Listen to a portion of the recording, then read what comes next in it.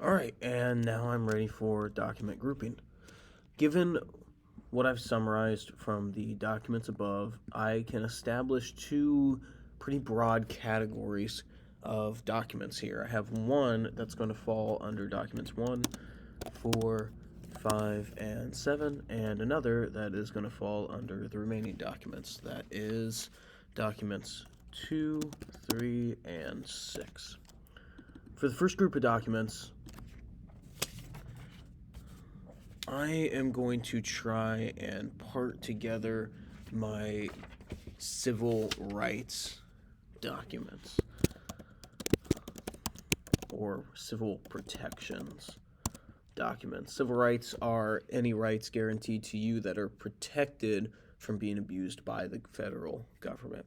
And when I look at documents 1 and 5, Document 1, we're looking at the expansion of direct democracy participation, the voting process. And as I look at document number 5, I'm reminded here in the middle columns that free people of color, as she puts it here, have not had the opportunity to improve in society, that they have not been given that by the white majority. I'm thinking of civil rights. I'm thinking of what is being denied to white male Americans, poorer white male Americans, black Americans, Cherokee Nation people, and women in the United States. If I were to derive a topic sentence out of this would be where I would start a paragraph covering these documents, or several paragraphs covering these documents in my body paragraphs. And here's what I might come up with.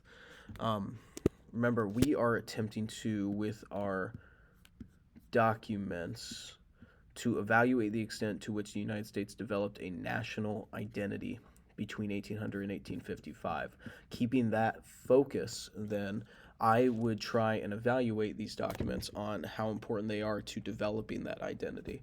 I'm going to choose, just because we have the most documents here, and because I think I can speak to this area the best from my outside knowledge, I would say something under my topic sentence for this segment as like the most important role in changing national identity was played by the disenfranchised Americans and America's neighbors seeking equal civil rights, period.